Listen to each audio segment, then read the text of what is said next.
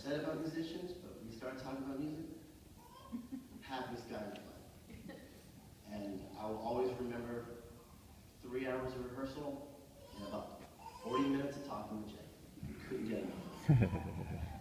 And some of you might have seen it, but the happiest I saw him was when he was able to tow a car out of that parking lot for blocking someone. Happiest guy on the planet. Loved it. It was the only non-musical moment where I was like, you're really, really happy right now. Thankfully, it wasn't my car or my friends from DC4's car, but God, I hope he wouldn't tow us. I hope he wouldn't, right? Anyway, Jay will always be a great friend of mine, and he will be sorry.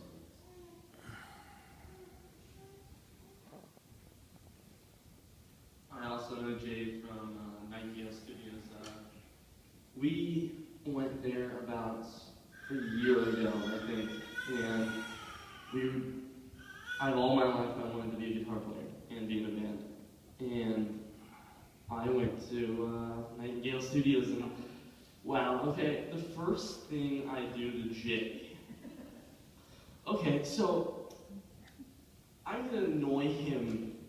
I don't even know who's working there. I go up and I walk up the stairs, and I just go click right to the doorbell, and I hold it for like 10 seconds. And then Jake is busting out the door. He's like, "Shut up!" And I'm like, "Oh, I'm sorry." And that's how I met Jay. But over the years, he's seen me have 2 bands there. The first one didn't work out, but the one that really stuck now is, I love that band. And he supported us every step of the way. I mean, he always knew, well, I mean, he always knew when we were coming in because we tell him, but like, it's always the little things that make me happy about Jay. Like, he is magical when it comes to finding out the exact height that you are, setting up a microphone. I don't really know. Me and my senior McKenna would walk in, and like, we'd walk up to him and he'd be right there, and we'd be like, whoa, like, this guy's magical.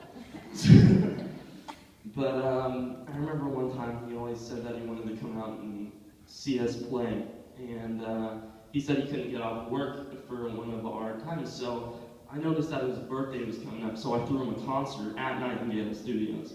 And it was me and a band, Stereo Love, that he liked too, and we threw him a party, and it was a total surprise to him, and we got him a birthday cake and everything, and he just loved it.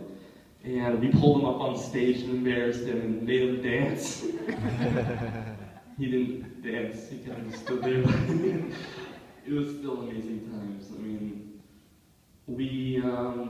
he loved my singer. He'd always tell her how good she was and always wanted to support her and the rest of the band. And I'm just so glad I gave him the experience of giving him that concert, because he really loved it. And we started writing music because it's our time to start writing music instead of doing covers. So I wrote an original, and he always thought that it was a cover that we were doing, and that it was just really good. And I was so proud because I wrote that song, and we dedicated that song to him.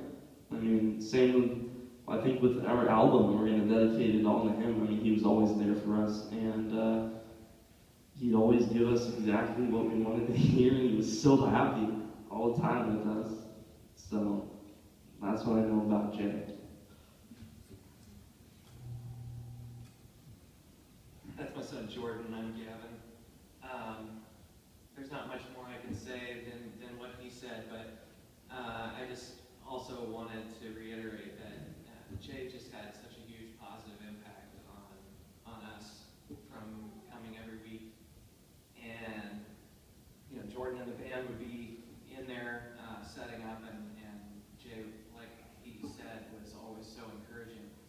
But for me, the fun part of practice every week was when the door closed and the kids started working on their stuff, I would get a little while to be able to hang out with Jay and talk, and he always, I mean, he loved to talk